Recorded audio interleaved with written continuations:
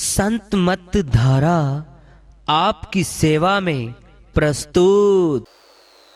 उससे नहीं लड़ पाएंगे।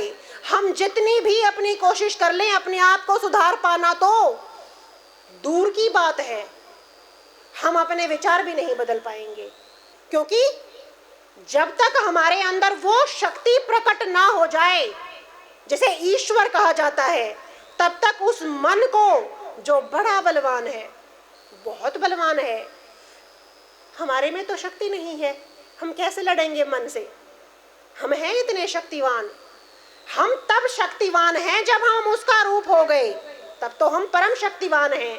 पर जब तक वो हमारे अंदर प्रकट ही नहीं हुए, जब तक गुरु के चरणों में बैठ के हमें वो शक्ति का दर्शन ही नहीं हुआ, हम अंधेरे से, बुराइयों से, विकारों से, द्वैत से कितना लड़ेंगे। वो लोग जो ये कहते हैं हम बिना ईश्वर को प्रकट करे परमात्मा के जैसे हो जाएंगे, एक बार अपने अंदर झांक के देखें, 10 साल के बाद भी अपने आप को वहीं पाएंगे जहां से चले थे। क्योंकि अगर ईश्वर ही नहीं, अगर वो प्रकट ही नहीं, तो मानव जीवन का अर्थ क्या? फिर मानव होना क्या? जब अगर मानव जीवन का अर्थ ईश्वर को पाना बताया गया है, उनका प्रकटीकरण बताया गया है, वो तो सिद्धांत कट गया वहां पे। वो तो ये बात हो गई मैं अपने आप ही तुम जैसा बन जाऊंगा। अपने आप बन पाते तो कब के नहीं। जब तक वो ईश्वर, वो परमात्मा हमारे अंदर प्रकट होके द्वैत का नाश नहीं कर देते, वही करते हैं, करते वही हैं हमारे अंदर। और वही नहीं तो हम कितना कर पाएंगे? गुरु के चरणों में भी ईश्वर, अगर सच बता रही हूँ, गुरु पूरा नहीं है। जहां तक की टिकट मेरे पास है मैं वहीं तक तो पहुंचाऊंगी। जहां तक की टिकट मेरे पास है ही नहीं, जिसका ज्ञान मुझे है ही नहीं। सारे संत पहले सतलोक गए, फिर बताया सतलोक है। जो सतलोक गया ही नहीं, जिसे सतलोक का दर्शन नहीं, जिसने परमात्मा देखा नहीं, जिसे परमात्मा के जहाज का पता नहीं, सब लोग बोलते हैं नानक शब्द जहाज है, चढ़े सो उतरे पार, श्रद्धा कर सेव दियो सदगुरु तारन हार। जिसने जहाज देखा नहीं, उनके लिए जहाज क्या है? क्षमा चाहती हूँ, वो शब्द रटते रह जाते हैं। जहाज का एहसास नहीं उन्हें पता नहीं जहाज में कैसे बैठा जाता है। सच में शब्द जहाज है, सच में ईश्वर जहाज है, सच में सार शब्द जहाज है, सच में ही वो शब्द रूपी जहाज है। वो आता है तो हम तर जाते हैं, जिसने जहाज देखा नहीं।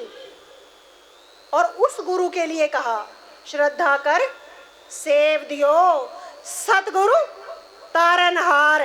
तारनहार वही सतगुरु है जिसने जहाज में बैठ लिया। जिसके पास जहाज में जो बैठा ही नहीं, वो तुम्हें टिकट कहां से दिलवा देगा? वो तुम्हें कहां बिठा देगा? जिसने जो चीज देखी ही नहीं, वो उसके बारे में ज्ञान तुम्हें कैसे दिला देगा? बहुत लंबा ना करते हुए मैं सिर्फ ये कहना चाह रही हूं, जब तक ये द्वैत, एक और बात मैं आपके सामने रखती हूँ, चाहे हम गुरु शरण में क्यों ना आ जाएं, मन हमारे अंदर सदा बलिष्ठ रहता है। गुरु के ऊपर भी, साधना के ऊपर भी और नाम के ऊपर भी शंकाएं पैदा करता है। वो तो उसका काम है, उसका तो काम है। लेकिन हमें हमारा काम करने से अगर उसने रोक दिया, हमें द्वैत में पहुंचा दिया, हमारे लिए इससे ज़्यादा बदकिस्मती कुछ नहीं होगी। अगर हम सच्चे सदगुरु की शरण को पाकर भी अगर हम वापस लौट जाएं, बार बार मैंने क्या कहा, अच्छाई कुर्बानी चाहती है, अच्छाई कद्र चाहती है। अच्छाई बहुत ज़्यादा मात्रा में नहीं मिलती, कम मात्रा में मिलती है। और हमारा नज़रिया क्या है? जो कम मात्रा में है हम उसकी कद्र नहीं कर पाते हैं। इससे बड़ी बदकिस्मती कुछ नहीं होगी अगर सद्गुरु शरण में आकर भी वो द्वैत हमें तोड़ गया, अगर वो मन हमें द्वैत में डुबो गया।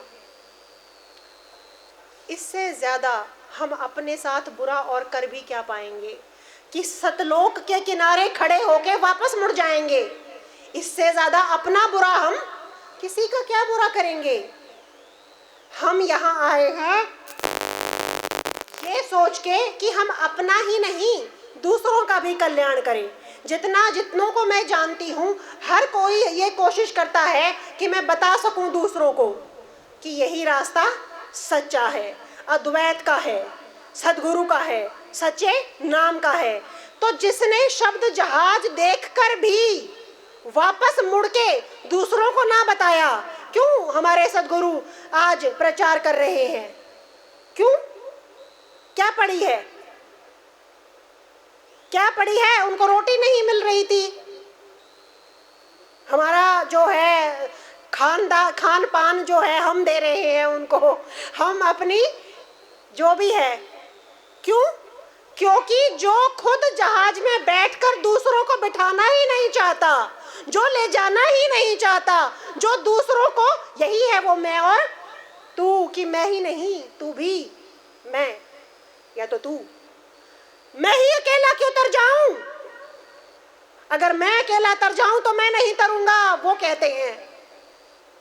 अगर हम ये कोशिश ना कर पाए अपने सद्गुरु के चरणों में बैठ के कि नहीं मैं ही नहीं तू भी तर जाए, तो हमारे सद्गुरु के चरणों में रहना बेकार है। आसान है बहुत बड़ी संगत को उपदेश देना, बड़ा आसान है। ऐसे लोगों के पास अपने सगे संबंधियों को ले जाना बड़ा आसान है, कुछ प्रूव करना नहीं पड़ता। लेकिन जहां सच है वहां तक पहुंचाने के लिए ताकत लगती है। झूठ में पहुंचना, सच मानो झूठ का देश है, बड़ा आसान है, बड़े सहारे हैं। लेकिन सच तक तुम्हें ले जाने के लिए बड़ी ताकत लगानी पड़ती है। और जब तुम वो कर जाते हो तो सद्गुरु के सच्चे शिष्य बन जाते हो, क्योंकि ये लड़ाई उन्होंने भी लड़ी है। वरना मैं ही तर जाऊं वो भी सोच लेते। आज हम कहाँ थे? आज हम कहाँ थे? कहाँ हमें क्या मिलना था? कहाँ हमें दर्शन थे? कहाँ हम जैसे लोगों की संगत थी? अगर ये एहसास जिसके अंदर है कि मैं ही तर जाऊं, मैं दूसरों को तो रहने ही दूं,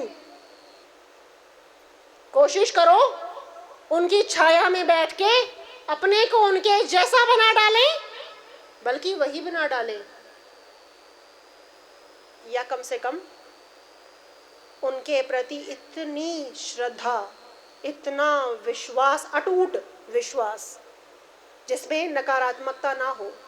जो मैंने ये कहा कि सद्गुरु के चरणों में आने के बाद भी लोग नहीं, मन, काल बड़ी कोशिश करता है हमें बार बार, हमें स्थूलता को नहीं देखना, हमें उनके कर्मों को नहीं देखना। कर्मों को देखेंगे, कर्मों का रूप बनेंगे। ज्ञान को देखेंगे, जो जिस क्या कहा है, जो मुझे जैसे भजता है मैं उसको वैसे ही भजता हूँ। जो बुराई देखेगा बुराई पालेगा, जो अच्छाई देखेगा अच्छाई पालेगा। पाना क्या है? क्या पाना है? बस यही नजर रखो संसार में भी, और यहाँ तो होना ही नहीं चाहिए द्वैत। यहाँ तो वो चीज आनी ही नहीं चाहिए कि तू और मैं, ना भाई, तू ही बढ़ जा, और जो दूसरे को बढ़ाएगा खुद बढ़ना उसका तय है। जो करेंगे वो पाएंगे, जो बोएंगे वो काटेंगे। संतुलन का नाम अगर हम नहीं छोड़ सकते, वो बात अधूरी रह गई थी, मुझे वो पूरी करने का मौका चाहिए। जो हम कहते हैं कि व्यवहार में हम इस चीज को नहीं कर पाते हैं, व्यवहार में हमें झूठ बोलने पड़ते हैं, व्यवहार में हमें दूसरों के जैसा बनना पड़ता है, व्यवहार में हमें दिखावा करना पड़ता है, व्यवहार में अगर हमें कोई काटे और हम अगर संत ही बनते चले जाएं तो वो तो उभरता चला जाएगा। वैसे सच तो मैं सिर्फ एक चीज को मानती हूँ, संत वही बना है जो कटता चला जाता है। सच बता रही हूँ, रास्ता दूसरा नहीं है। यही है, तू लूट ले मैं लुटता चला जाऊं, तू लूट ले मैं लुटता चला जाऊं, वो बनेगा संत, वो पहुंचेगा। लेकिन जब तक पहुंचने की स्थिति में हम ना आ पाए तब तक के लिए क्या है? संतुलन। संतुलन का क्या मतलब है? अध्यात्म और व्यवहार का संतुलन। ना हम बुरे बने, अच्छे तो हम हैं ही, हमारी आत्मा स्वरूप है। जैसे पक्षी होता है, पक्षी का अगर एक पंख काट दिया, संसार भी निभाना पड़ेगा हमें, छोड़ कैसे देंगे? यहाँ से खा रहे हैं, पी रहे हैं, पक्षी का एक पंख काट दिया जाए वो उड़ नहीं पाएगा। इसी तरह से हम भी पक्षी हैं, संसार और अध्यात्म का संतुलन बनाना हमें आ जाए, हम उड़ जाएंगे। संसार को इस तरह से निभाएं कि बुरे ना बन जाएं, संसार को इस तरह से निभाएं कि पाप ना कमा लें, संसार को इस तरह से निभाएं अच्छे ना बने पर बेवकूफ ना बने, पर सही रह जाएं। बुरे के साथ बुरा बनते चले जाओगे तो बुराई बढ़ती चली जाएगी, हमारे अंदर भी दूसरे के अंदर भी। सींच रहे हैं हम उसकी बुराई को अपनी बुराई से, बुराई को अच्छाई से काटा जाता है। ये तो हम नहीं कर पाए, लेकिन कम से कम बुराई रोकना, एक ना एक दिन शर्म जरूर आएगी सामने वाले को, एक ना एक दिन नजरें जरूर झुक जाएंगी, ये संतता की बात है। लेकिन संतुलन वही है कि तुम अगर 4 घंटे संसार का हिस्सा बनके वो सब कर पाते हो तो 4 घंटे नहीं तो 2.5 घंटे कम से कम ऐसे निकालो जहां कहीं संसार ना हो, जहां कहीं द्वैत ना हो, जहां कहीं विकार ना हो, जहां सिर्फ माफियां हो, जहां सिर्फ क्षमा मांगी जाए, जहां सिर्फ साधना हो, जहां सिर्फ गुरु हो, जहां सिर्फ ईश्वर हो, कुछ ना बचे, ना संसार, ना उसकी सोच, ना उसका विचार, सिर्फ क्षमा और सिर्फ साधना और सिर्फ शुक्राना। ऐसा समय निकालते निकालते जगह बनती चली जाएगी, शक्ति आती चली जाएगी हमारे अंदर, और जब वो आ जाएंगे, जब उनके लिए जगह बन जाएगी, हमारे अंदर इतनी शक्ति ला देंगे वो कि तू छोड़, ये जैसा है वैसा है, मुझे तो ऐसा ही बनना है। अगर ऐसा नहीं, जिन्हें पहुंचना है उन्हें तो ऐसा बनना पड़ेगा, कोई इलाज नहीं है हमारे पास। आज बड़ा आसान है, गुरु नानक देव जी 13 13 13 13 कहते चले गए। कोई दुकान पे बैठ के 13 13 करता है क्या? करता है क्या? नहीं कर पाते ना, नहीं कर पाते हैं। तो नानक जी कैसे बनेंगे फिर हम? नानक तो वही थे, गुरु नानक वही बने। तो एक अलग प्राप्ति वही कर पाता है, सच तो यही है। लेकिन जब तक ऐसा ना हो पाए तब तक संतुलन बना ले, बुराई ना सींचे अपने अंदर भी और दूसरे के अंदर भी। एक दिन ऐसा आएगा, आता है, बुराई सर झुकाती है, सत्यमेव जयते, ऐसे ही नहीं कहा गया, वरना तो कह देते कभी कभी झूठ भी जीत जाता है। ऐसे कहा कभी किसी ने, कभी कभी झूठ जीत जाता है, पर सच में वो उस वक्त हार जाता है।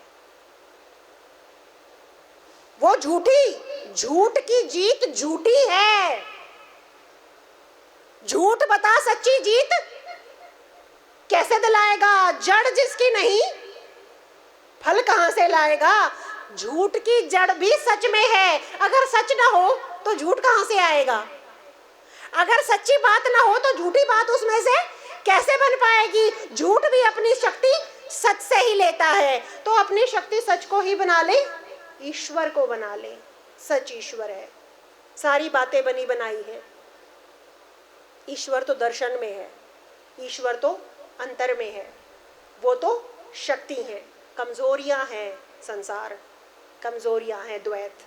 इन्हीं से हमें सदगुरु महाराज की शरण में आके छुटकारा मिले और हम अपने मकसद को प्राप्त कर सकें। इसी दुआ के साथ प्रेम से बोलिए श्री सदगुरुदेव महाराज की।